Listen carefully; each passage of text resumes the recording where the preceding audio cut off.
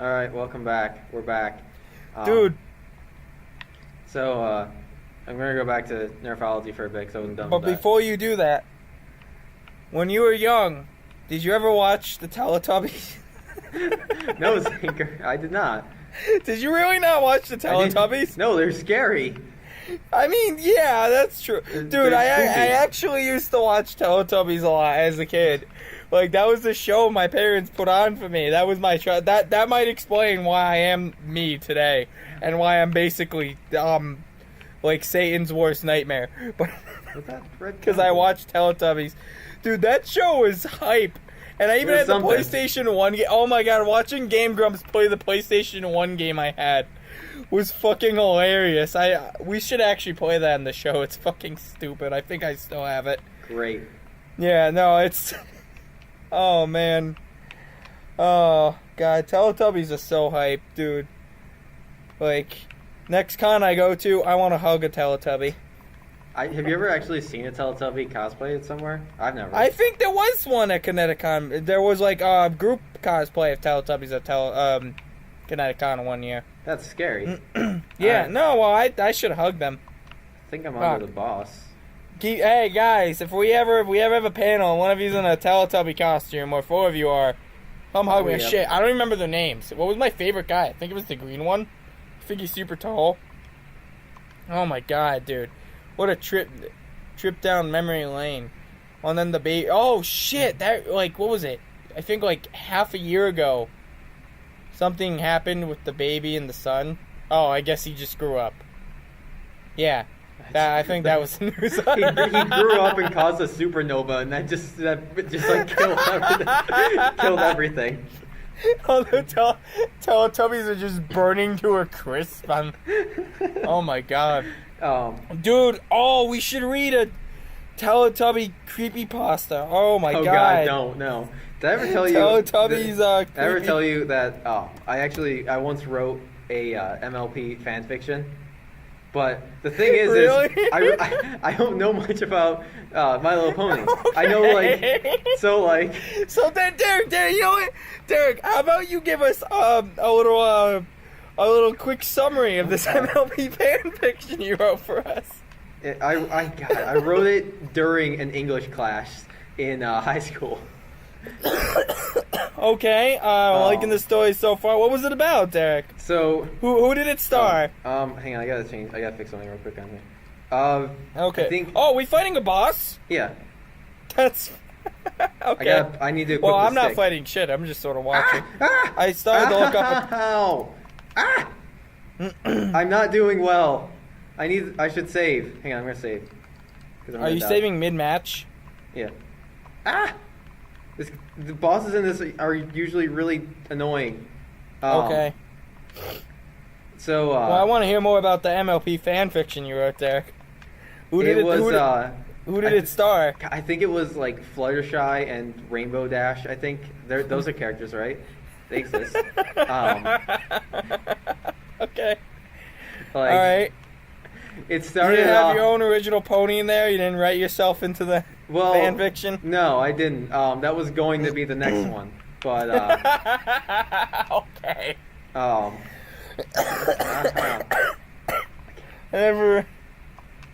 Oh boy. So what was it about? What happened in the fan fiction there?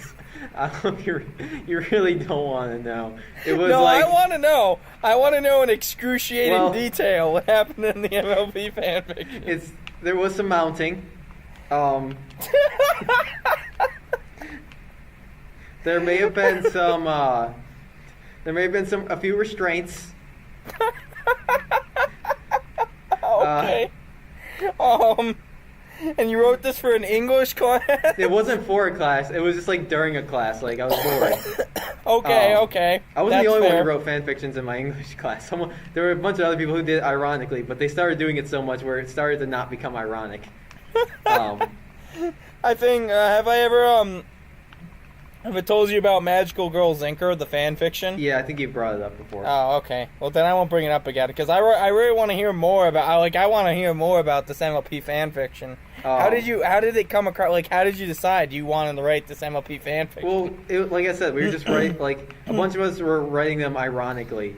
Cause, and you made yours sexy? They were all, like, just stupid, the way that they were written. What was another one? Since it sounds like you read others. That was the only one I wrote. A bunch of other, but like, you sounds like you read others. No, I didn't write others. I read some of the other ones that read people wrote. others is what I said. During a computer graphics class, our computer graphics class before that, like, we kept finding, like, a bunch of students, like, we found the John Cena one. What? That was one of the ones that, like, we read. I don't remember much about it. I beat him. I did it. I saved the city. Did? Holy shit. I didn't even realize I was close to doing it. We saved the city. I can equip 3 items now. Awesome. I can equip the stick and the pendant. I remember one of the ones my friend wrote was called, we just watched the movie The Butler, and he wrote one called The Butler. Yeah. Wait, there's a movie called The Butler? Yeah, it was like about a slave that ended up becoming a butler, and he ended up becoming like a butler in the White House. And like they went through like different presidents that came through the White House, but like he remained a butler there, stuff like that. That sounds like a movie, a book I read about an Armenian that was like constantly moving places, and he was like a whip slave or some shit. I don't remember. It had something with fire in it. It was a school project. It was actually a great book. Did I ever tell you? Oh shit! I was thinking about this the other day. Did I ever tell you about how one of my summer reading projects went? I don't know. Right. I don't think so. I doubt it. All right, so we had to choose like 2 nonfiction books and 2 fiction books off a list to read, and one of the fiction books I read was like that stupid Catch a Bee movie. It's like with the 3 black girls taking the white girl or something, and there's honey and bees involved. Which I didn't really read that. I watched the movie. But I just skimmed through the book really quickly. I don't remember what my other fiction book was. Then for the nonfiction book, I had that fire book I told you about, the Armenian guy. Mm-hmm. And I want to bring this up because I never forget this quote. It's from Hitler. All right. That's how all great stories go. No, it's as he talks about massacring the Jews or whatever. It's he talks about how, for who remembers the massacre of the Armenians. That just sticks with me because I'm like, I didn't know about the Armenians. Fuck Hitler. But we all remember the massacre of the Holocaust. It was funny at Cards Against Humanity. But that's not important, right?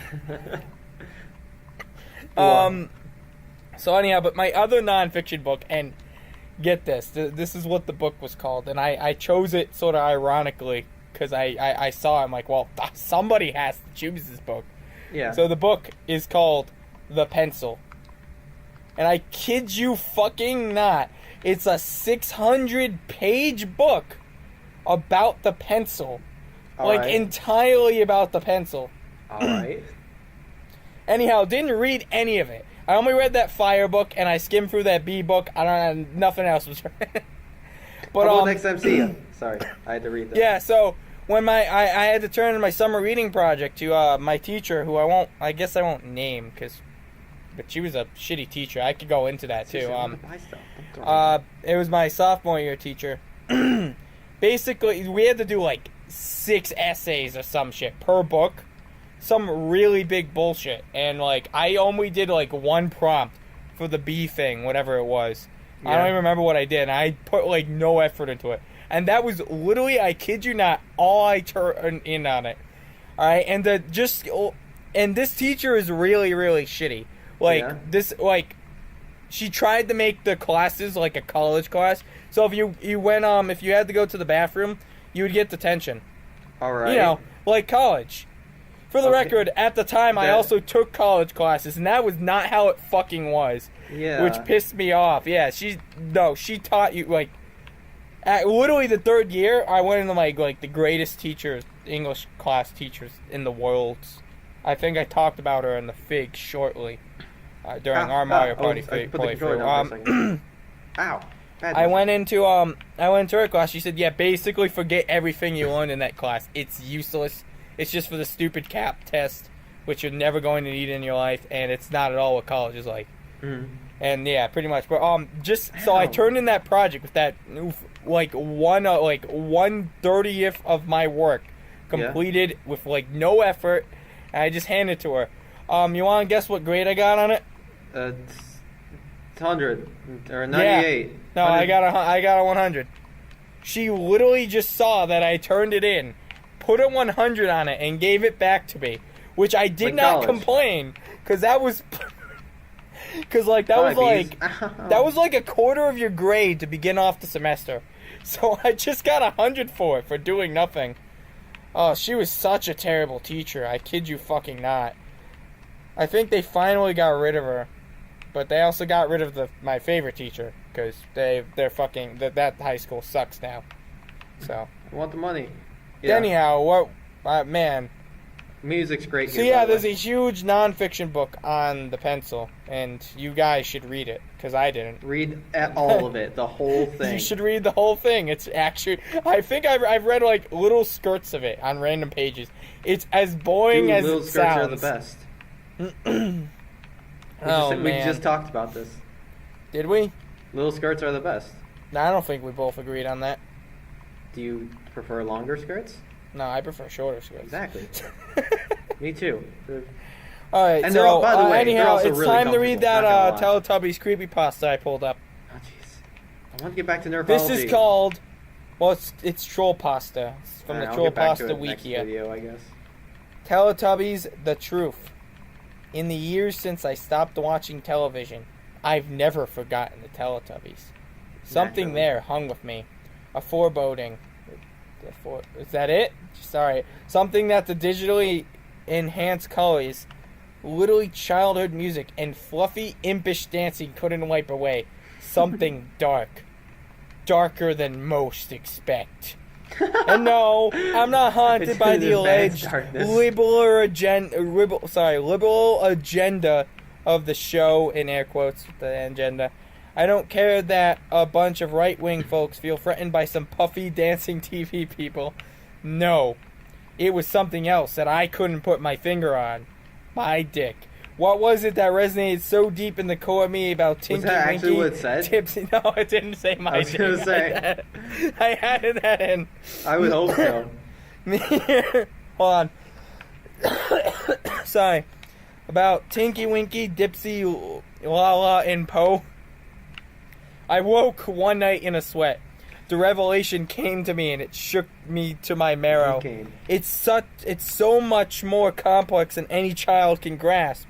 So thick in the subtext that it could be misinterpreted or missed completely by adults that are watching. Maybe those that feared the agenda only had it partly right. It's not a liberal agenda. It is simply a warning. I should note, while I'm coughing, this has an NSFW warning on it, so alrighty. Continuing on. No, we're not done. We're not done. I mean, if you're at work, you may have to mute this. I'm not at work. Oh, I hate this place. Cool. Teletubbies is a dark Orwellian nightmare about a genetically engineered slave class creatures being systematically trained to become part of our society.